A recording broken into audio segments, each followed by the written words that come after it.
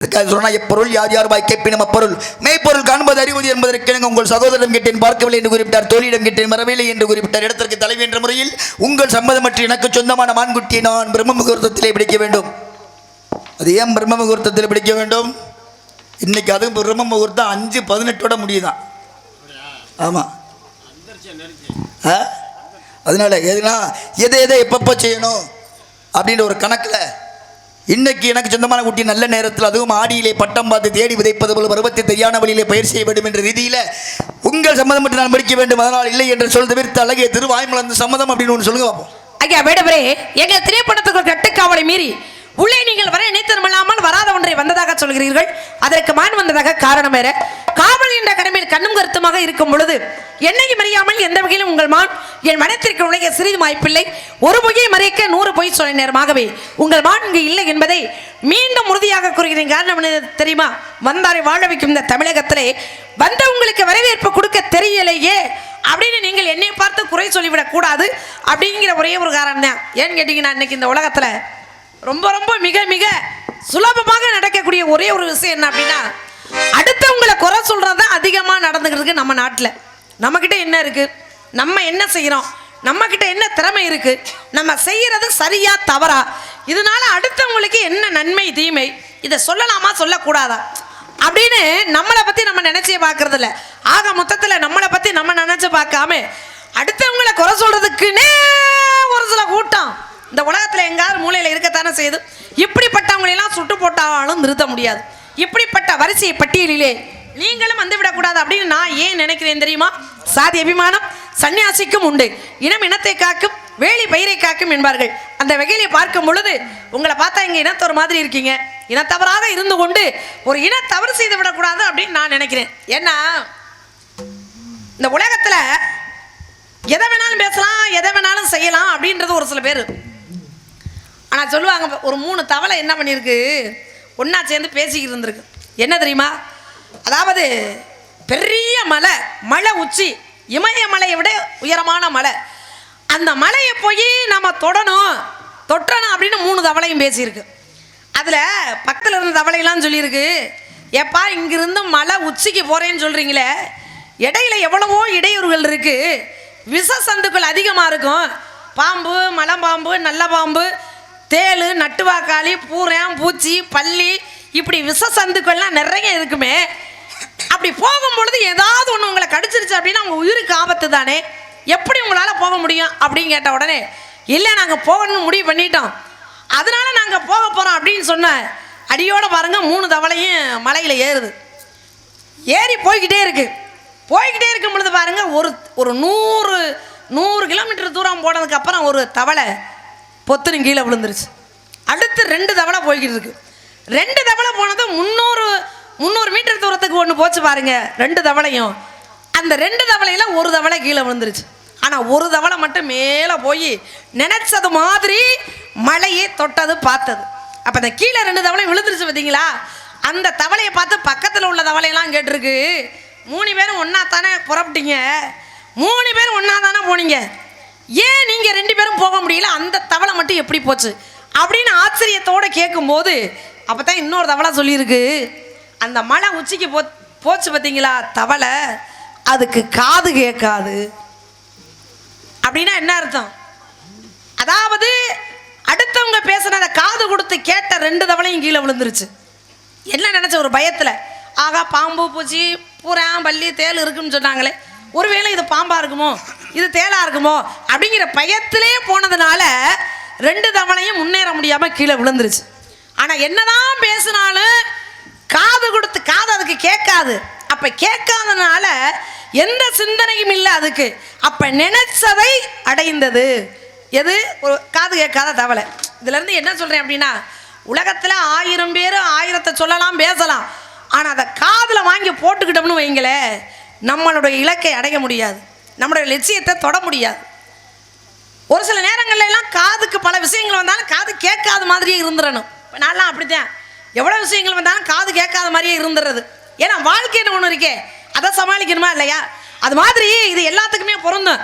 அது மாதிரி நீங்கள் என்ன பண்ணுறீங்க அப்படின்னா, அந்த காது கேட்காத தவளை மாதிரி எதையுமே நீங்கள் கண்டுக்காம உங்களுடைய இலக்கை அடையணும்னா இந்த இடத்துல நான் பேசுறதை கேட்டுக்கிட்டு நீங்கள் நின்னீங்கன்னு வைங்க, நீங்கள் மானை பிடிக்க முடியாது. அதனால இந்த இடத்த விட்டு நீங்கள் வேற இடத்துக்கு போனீங்கன்னா கண்டிப்பாக உங்கள் மானை பிடிக்கலாம். ஏன்னா அதிகம் பேசினா அமைதியை இழந்துருவாங்க, ஆணவமாக பேசினா அன்பை இழந்துருவாங்க, வேகமாக பேசினா அர்த்தத்தை இழந்துருவாங்க, கோபமாக பேசினா குணத்தை இழந்துருவாங்க, வெட்டியாக பேசினா வேலையை இழந்துருவாங்க, வெகு நேரம் பேசினா பெயரை இழந்துருவாங்க. அப்போ எதை எப்போ எங்கே பேச வேண்டுமோ அதை மட்டும் சரியாக பேசினால் பெயரும் புகழும் எடுக்க முடியும். இல்லை என்றால் ஏற்கனவே எடுத்த புகழையும் காப்பாற்றுறது சிரமம் தான். அதனால உங்கள் மா நீங்கள் வரலை, வருவதற்கு வாய்ப்புகள் இல்லை. ஆகவே நான் என்ன சொல்கிறேன், 4 ஹலோ கொஞ்சம் எக்கோ வைங்கண்ணே, எங்க ஆளாக்கணுமா? ஹலோ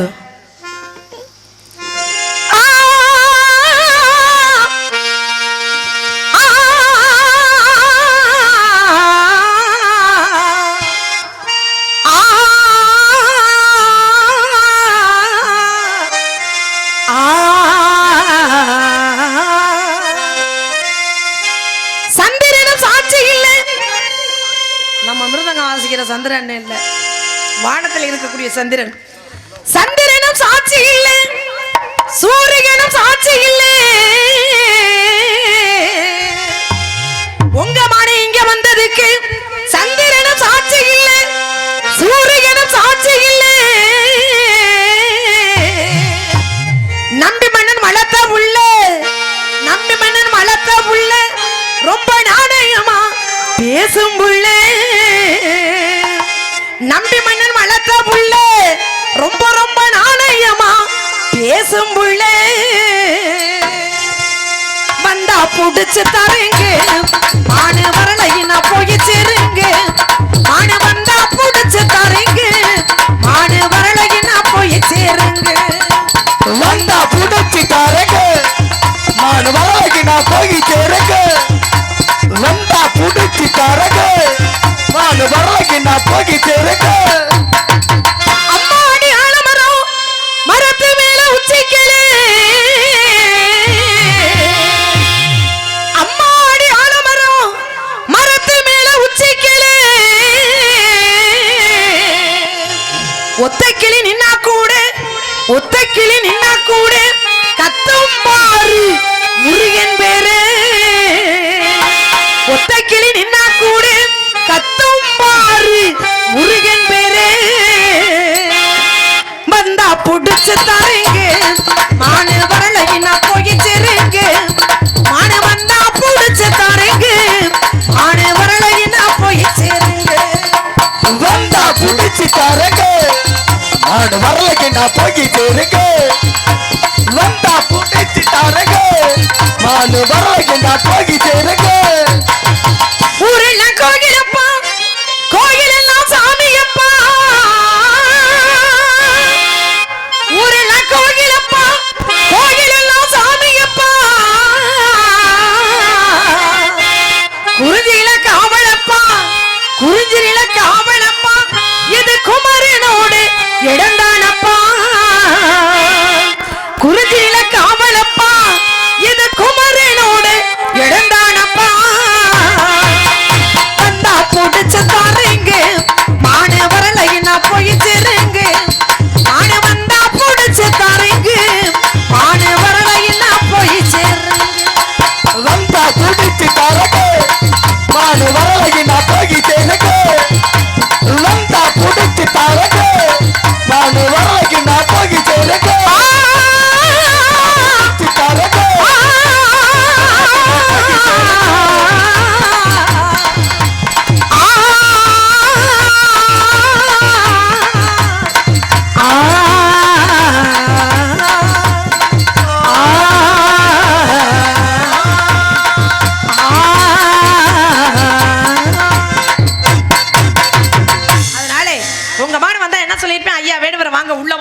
உங்க மான் இருந்தா தான் இருக்கு அப்படின்னு சொல்லியிருப்பேன்ல. ஏன் இப்படி இவ்வளவு கொடுமைப்படுத்துறீங்க ஒரு மான் குட்டிக்கு? சிறு வயசுல பார்த்தது, அப்ப உங்க இடத்துக்குள்ளே விட்டு நீங்க மேய விட்டுருக்கணும். சின்ன வயசுல பிடிக்க முடியாது அப்படின்னா உங்க இடத்துல விட்டு நீங்க அதை பாதுகாத்துருக்கணும். அடுத்த விட்டு இடத்துல எப்படி நீங்க விடுவீங்க? கருத்த கருத்தாடு கருவிலங்க துண்டாடு மெத்த கருத்தாடி மேமலையை நோக்கன்னு இருக்காங்க. என்ன அர்த்தம் தெரியுமா? என்ன அர்த்தம்? அறம் அறம் மோதுனா என்ன வரும்? கிண்ணறம். மலையும் மலையும் மோதுனா மலை மோதுச்சுன்னா தீப்பொறி பறக்கும். மலையும் மண்ணாங்கட்டியும் மோதுச்சுனா தூசி பறக்கும். எது தூசி ஆகும்? எது தூசியா போகும்? மலையா மண்ணாங்கட்டியா? எது தூசியா போடுறது மலையா மண்ணாங்கட்டியா? மண்ணாங்கட்டி. மலையும் மண்ணாங்கட்டி. அதனால சொன்னாங்க கருத்தாடணும். எங்க கருத்து இல்லையோ அந்த கருவிலங்க துண்டாடணும். மெத்த கருத்தாடினாத்தே நீங்க சொன்னீங்களே தவளை மலையை ஏறிச்சுன்னு அந்த மேமலையை நோக்க முடியும். புரியுதா? எதுக்கு சொல்ல வரேன்னா எதை கேட்கணும், எதை கேட்கணும், எதை கேட்க கூடாது. நல்லதை கேட்கறதுக்கு தேங்க அது இருக்கு. நம்ம மனசுக்கு பிடிக்காதது யாரு எங்கன்னு நம்மளுக்கு எது தேவையோ அதைத்தான் எடுத்துக்கணும். யாரு நமக்கு பிடிக்காத பேசுறாங்களோ அந்த இடத்துல முதல் நிக்க கூடாது. அதுக்காகத்தான் காதுல நல்லதை மட்டும் கேட்க சொல்லியிருக்கான், கண்ணுல நல்லதை மட்டும் பார்க்க சொல்லியிருக்கான், வாயில நல்ல விஷயங்களை மட்டுமே பேச சொல்லியிருக்கான். நல்லதை மட்டுமே சுவாசிக்கணும், நல்லதை மட்டுமே புசிக்கணும். அதனாலதான் இந்த ஐம்புலன்களும் இருக்கு, மெய் வாய் கண் மூக்கு செவி. ஆனா நீங்க நிறைய பொய் சொல்றீங்க. யார் சொன்னது? நான் தான் சொல்றேன். நான் பொய்யே பேச மாட்டேன். நீங்க பொய் சொல்றீங்க. எப்படி சொல்லுவீங்க? உங்க பேச்சு சுத்தம் இல்ல. பேச்சு சுத்தம் இல்ல. எதுல வச்சு சொல்றீங்க பேச்சு சுத்தம் இல்லைன்னு? ஏங்க இந்த இடத்துக்கு மான்குட்டி வருமா? ஏன் வராது? எப்படி வரும்? நான் வந்துச்சுன்னு சொல்லலையே. மான்குட்டி எங்க பிறக்கும்? காட்டுல. எங்க வளரும்? காட்டுல தான் வளரும். ஆனா ஏன்னா நாம் சொல்ற மான்குட்டி காட்டுல பிறந்து வீட்டுல வளர்ந்து மறுபடியும் காட்டுல வந்திருக்கு. எந்த வீட்டுல வளர்ந்துச்சு? எந்த வீட்டுல வளர்ந்துச்சு? அது வீட்டுலதான். அது வீடு எந்த வீடு? அது வீடு எந்த வீடு? ஒரு விஷயம் மான்குட்டி வீட்டுல காட்டுல பிறந்தது எப்படி வீட்டுக்கு வந்துச்சு? எப்படி? மான்குட்டி காட்டுல பிறந்தது வீட்டுக்கு எப்படி வந்துச்சு? வீட்டுக்கு பக்குவமா இருக்கணும். இல்ல வீட்டுக்கு எப்படி யாரும் புடிச்சு கொண்டே விட்டீங்களா? இல்ல அதுமா வந்துச்சான்னு கேக்குறேன். பாதுகாத்து வச்சிருக்கோம். அதெல்லாம் சரிங்க. பாதுகாத்துனா ஏன் இப்படி பொம்பளை பிள்ளைகிட்ட வந்து நிக்கிறீங்க? மான கொடுங்கன்னு, அனுமதி கொடுங்கன்னு. இப்ப விஷயம் பாதுகாக்கல. அத விஷயம் என்ன கேட்டீங்கன்னா, இப்ப இருக்கிற இடம் வந்து காட்டுல இருந்தது வீட்டுக்கு போச்சு. நீங்க எந்த இடத்துல பிறந்துச்சு? வீட்டுக்கு. யாரு வீட்டுல வளர்ந்துச்சு? மறுபடியும் இப்ப எங்க இருக்கு? இன்னொரு விஷயம் தெரியுமா? என் மான்குட்டிக்கு ஒரு பேர் வச்சிருக்கேன். அது உங்களை பார்த்தோன்னே அந்த பேர் எனக்கு தோணுச்சு. என்ன பேர்? உங்களை மாதிரி அழகா இருக்கிறதுனால மான்குட்டிக்கு வள்ளினே பேர் வச்சிருக்கேன். அப்படியா? என் பேரும் வள்ளிதான். உங்க பேர் வள்ளியா? ஆமா. அதனாலதான் அதுக்கு வள்ளின்னு பேர் வச்சிருக்கேன். முருகன் இருக்காரு, அவர் உலகத்துக்கே தெய்வம். அவருடைய பேரை எல்லாரும் வச்சு கூப்பிடுறது இல்லையா? இந்த குரு இருக்காரு, ஒரு ஆசிரியர் ஒரு போதனை செய்யும் பொழுது, பாடம் நடத்தும் பொழுது கேட்கணுமா கேட்க கூடாதா? கேட்கணும்ல. யாரு கேட்கணும்? மாணவன். நல்ல விஷயம் யார் சொன்னாலும் கேட்கணும். கண்டிப்பா கேட்கணும். அதுக்காக கேட்கறது நல்ல விஷயம் மட்டுமே கேட்கணும், தீய விஷயங்களே விட்டணும். சொல்றவர் சரியா இருக்காரான்னு பார்க்கணும். முதல் சொல்றவர் என்ன சொல்றாரு இருந்தாலும் அவர் சரியா இருக்காரா? சொல்றவர் என்ன சொல்றான்றத கவனம். மாணவர்களுக்கு புத்தி சொல்லிட்டு இவர் தப்பு பண்ணாருன்னா அது சரி. சொல்றத கவனக்குறைவா கேட்டுட்டு என்ன சொல்றாங்க, அதுல என்ன அர்த்தம் இருக்குன்றத கேட்டுட்டு கவனக்குறைவா கேட்டனால அன்னைக்கு கோவலனை கொண்டனால மதுரை எரிஞ்சு. ஒரு எழுத்து தவறியது. எரிஞ்சிச்சா இல்லையா மதுரை? இப்ப உங்களுக்கு விஷயம் சொல்றேன். மதுரையை கண்ணகி அழிச்சாள். எதுக்காக? கொண்டு வா இல்லது கொன்று வா அப்படின்னு சொன்னதை இந்த கொண்டு வான்றதுக்கு பதிலாக கொன்றுவான்றதை புரிஞ்சுக்கிட்டு கோவலனை கொண்டாங்க. அதனால ஏன்னா புருஷனை கொண்டுட்டீங்களே அப்படின்னு சொல்லி நீதி கேட்டு போய் அதுல விழுந்தது. அந்த மாதிரி முத கேட்டது இந்த மாதிரி கவனிக்கணும். என்ன பேசுறாங்க, என்ன சொல்றாங்கன்ற முத கவனிக்கணும். எனக்கு கவனம் இல்லை அப்படிங்கிறீங்களாப்பா? கவனிக்கணும். இல்லை எனக்கு கவனம் இல்லைன்னு சொல்றீங்களான்னு கேட்குறேன். அது உங்களுக்கு தான் தெரியும். இல்ல இவ்வளவு தூரம் பேசுறீங்களே, இப்ப இந்த கதை நீங்க எதுக்கு சொல்றீங்க? நீங்க ஒரு கதை சொன்னீங்க இல்ல? நானும் எல்லா இடத்துலயும் பாக்குறேன் இதே கதை. என்ன சொல்றீங்க? அடுத்த ஆளு புரணி பேசுறாங்க, அடுத்த ஆளு புரணி பேசுறாங்க. புரணி பேசுற இடத்துல நம்ம ஏமா நிக்கணும்? ஏங்க நான் வந்து நிக்க வேண்டிய அவசியம் இல்லை. இதே கதைனா இதே கதை நான் எல்லா இடத்துலயும் சொன்னேன். புரணி பேசுற இடத்துல நம்ம நிக்க கூடாது. தவளை கதை உங்ககிட்ட தவளை கதை தான் நல்லா இப்பதுங்க. இதுதான் முத இருக்கிய கதை. தவளை கதை முத அழகா எனக்கு என்ன ஒரு விஷயம் நல்ல விஷயம் பேசுறது எனக்கு ரொம்ப பிடிக்கும். நீங்க வந்து புதுசு புதுசா எல்லாம் பண்ணிக்கிட்டு இருக்கீங்க, நான் பாத்துக்கிட்டு தான். இல்ல நீங்க சொல்றீங்களே புரணி பேசுறாங்க, அடுத்த ஆள குறை சொல்றாங்க. ஏங்க இது உலக இயல்பு, நான் பொதுவா சொல்றேன். அது இல்லன்னு வேணா சொல்லுங்களே பாப்பா. என்ன சொல்றேன்னா நான் எல்லா இடத்துலயும் சொல்றேன், உங்களுக்காக நான் சொல்லல. இப்ப ஒருத்தரை பத்தி ஒருத்தர் புலம் பேசும் பொழுது நம்ம அவனுக்குள்ள நிக்கிறது தவறு தானே? இங்க பாருங்க, அதை கவனிக்கவே கூடாது. இப்ப பொதுவா இன்னாரு பேசுனாங்க இன்னாரு பேசலன்னு அந்த இடத்துக்கே வரல. பொதுவா இன்னைக்கு உலகம் அப்படி இருக்கு, அந்த பட்டியல்ல நீங்களும் போயிடாதீங்கன்னு சொல்றீங்க. அது அவ்வளவுதான். எப்பவுமே உடனே அந்த இடத்துல நிக்கணும் போகணும் வரணும்னா நான் போய் பேசுறேன். நல்லவர்களோட சேர்ந்தால் அந்த விஷயம் செய்ய மாட்டான். அதனால நீங்க எல்லாம் என் கூட இருக்கான நான் இன்னைக்கு வந்த மாதிரி தவறுகளை செய்ய மாட்டேன். உலகத்திலே பயங்கரமான ஆயுதம் எது? நாக்கு நிலைகட்டு போன நயவஞ்சகரின் நாக்கு தானது. எல்லாரும் நாக்கையும் சொல்லல, நிலைகட்டு போன நயவஞ்சகரின் நாக்கு. எல்லாருக்கும் நாக்கு இருக்குதா? சரி, வந்தா எல்லாரும் சொல்லிட மாட்டாங்க. வந்த ஏதாவது ஒரு விஷயத்த சொல்லுவோம். மதுரையை கண்ணகி அழிச்சால, அழிச்சவன் மொத்தமா அழிக்காம ஏன் ஒரு விஷயங்களை ஒதுக்கிட்டு அழிச்சான்? அதுலயும் தொழில் தர்மம் இருக்கு. என்ன தர்மம் இருக்கு? என்ன தர்மம் இல்லைன்றீங்க? விஷயம் கேட்டா, ஊனமுற்றவர்கள், முடியாதவங்க, கர்ப்பமா இருக்கிறவங்க, அவங்க எல்லாம் என்ன பாவம் பண்ணாங்க சொல்லுங்க. இந்த கண்ணகி மதுரையை காப்பாற்றினால் நான் என்வாதம். என்ன ஏன்னா கண்ணகி என்பவள் மதுரை வரலைன்னா மதுரை மொத்தமும் அழியும். மதுரை மொத்தம் அழியும். அதை கண்ணகி காக்கணும். அதனால நல்ல விஷயங்களை ஒதுக்கிட்டு தீய விஷயங்களை மட்டும் அழியட்டு அப்படின்றக்காக கோவலன் கண்ணகி மதுரை மதுரைக்கு வந்ததுக்கே ஒரு உள்கருத்து இருக்கு. அது சிலப்பதிகாரத்துக்கு உள்ள போயிட்டு அதற்கும் அப்பாற்பட்ட நூல்களை புரட்டு அதில் பார்க்கணும். ஏன் சொல்றான்னு கேட்டா, யாரு போதனை பண்ணாலும் கேட்கறது நல்ல விஷயங்களை மட்டும் கேட்டுக்கிட்டு கெட்ட விஷயங்களை காதலை வாங்கி கொள்ளாமல் அப்படி இருந்தாத்தியா இந்த குருவுக்கு துரோகம் பண்ணாத பிரம்மகத்தி நம்மளை தொடாது. அதனாலதான் நான் சொன்னேன், ஒரு சில விஷயங்களை அந்த காது கேட்காத தவளை இருந்துச்சு பாத்தீங்களா, அது மாதிரி இருக்கணும். இப்ப எல்லாம் நான் அப்படித்தான்.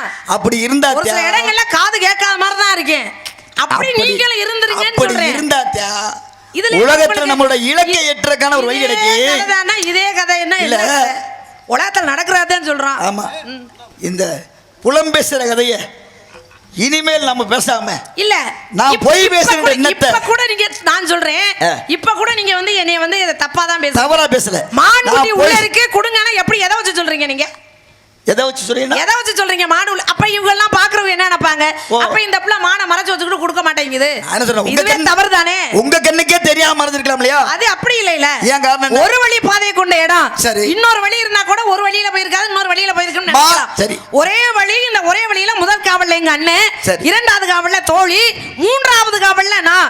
இந்த மூணு பேரையும் மீறி ஒரு 5 படைத்த மானு உள்ள போயிருச்சுன்னா அப்ப எங்க காவல் சரியில்லைங்கிறீங்க. நீங்களே சொல்றீங்க திணைப்படத்துக்கு ஒரு வழி பாதை. ஆமா, மானுக்கு என்ன தன்மை? மானு ஒரு வேடனை பார்த்தா என்ன செய்யும்? என்ன பண்ண? ஓடும்ல. அது வேற மானு. இது உங்க மான சொந்த மானுங்கிறீங்களே, பழகுன மானுல சொல்றீங்க. பழகுனது பக்கத்துல எல்லாம் வரணும். அது பழகுனது இப்ப கிடையாது. பால் குடிக்கிற பருவத்துல என்னை பார்த்தது அது எனக்கு இன்னும் என்னை அடையாளம் தெரியாமத்தே அது நிக்குது. இளமையில் கல் அப்படின்னு இருக்காங்க. இல்லைனா இளமையிலே சிறு வயதுல ஒரு விஷயத்தை பார்த்தோம் அப்படின்னா அது கண்டிப்பா நினைவுல நிக்கும். குறிப்பிட்ட வயசுக்கு மேல எதுவும் நினைவுல நிக்காது. அதுக்காகத்தான் தொட்டில் பழக்கம். அப்ப அதுக்கு ஞாபகம் இருக்கணுமே உங்களை பார்த்தா. எந்த குழந்தையும் நல்ல குழந்தை தான் மண்ணில் பிறப்பதிலே, அது நல்லவனாவதும் தீயவனாவதும் அன்னை வளர்ப்பதிலே. தொட்டில் பழக்கம் சுடுகாடு மட்டும் இருக்காங்க. இது எதுக்காக? இப்பெல்லாம் அன்னை வளர்ப்பதிலேன்னு சொல்ல முடியாது. விஷயம் இருக்கு. அதுல குறிப்பிட்ட வரைக்கும் தான் அம்மா வளர்க்கிறது. அதுக்கு மேல போயிருச்சுன்னா அவன் சேர்ற சேர்மானத்தை பொறுத்து மாறி போயிருது. அதுக்கு அம்மாவை சொல்ல முடியாது. இன்னொரு பழமொழி சொல்லுவாங்க, அன்பை கொடுத்தது யாரு கொடுக்கிறது? அம்மா. அறிவை கொடுப்பது அப்பா.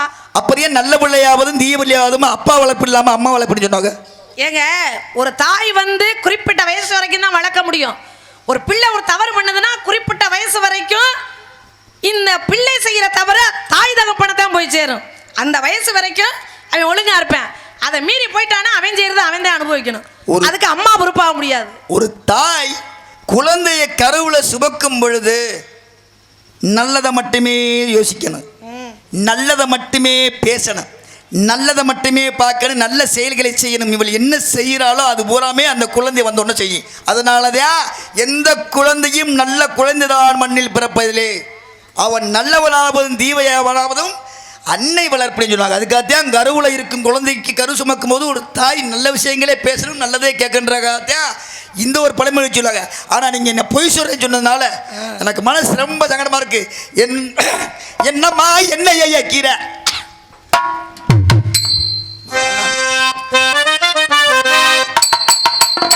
இந்த பொய் சொல்றேன்னு சொல்லாங்க. ஏன்னா சத்தியமா சொல்றேன், நீங்க பொய் சொல்றீங்க. நீங்க என்ன ஆயத்த மகளா? உங்கள்ட்ட பொய் சொல்ல. நீங்க என்ன எனக்கு மாமன் மகளா? சொல்லிட்டு போங்க. சொல்லுங்க. இல்ல உங்கள்கிட்ட மறைச்சு வச்சு எனக்கு ஏங்க பட்டினத்தாருக்கே 9 கோடி சொத்து. ஆமா, 9 கோடி சொத்தை என்ன பண்ணாரு?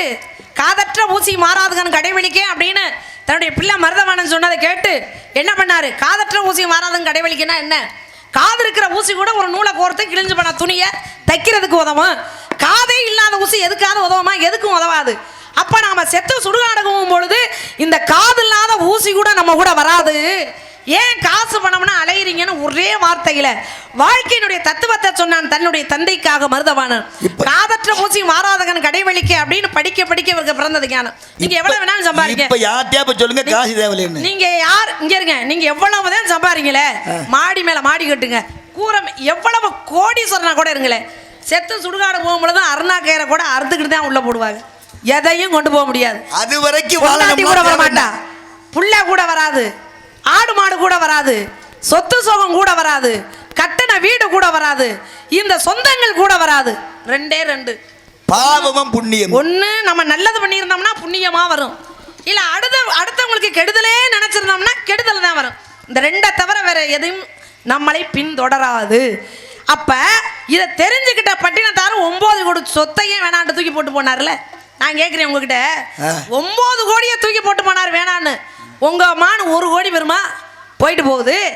மானு தானே விட்டுட்டு போங்க. இது இல்லைன்னா இன்னொன்னு இல்ல 1 லட்சம் வருமா? 9 கோடியை பட்டினத்தார் விட்டு போனார். சரி, நான் அந்த ஒரு மாணவருக்கு பதிலா இவ்வளவு தெளிவா பேசுறீல்ல, விவரமா பேசுறீல்ல, ஏன் அந்த ஒரு குட்டியை பிடிக்கட்டுமேன்னு சொல்லி சம்மதம் கொடுத்தாங்க. ஏங்க சட்டியில இருந்தா தான் அகப்பே. நான் இல்லைன்னு சொல்றேனே, இருந்தா வச்சுக்கிட்டு நான் என்ன பண்ண போறேன்?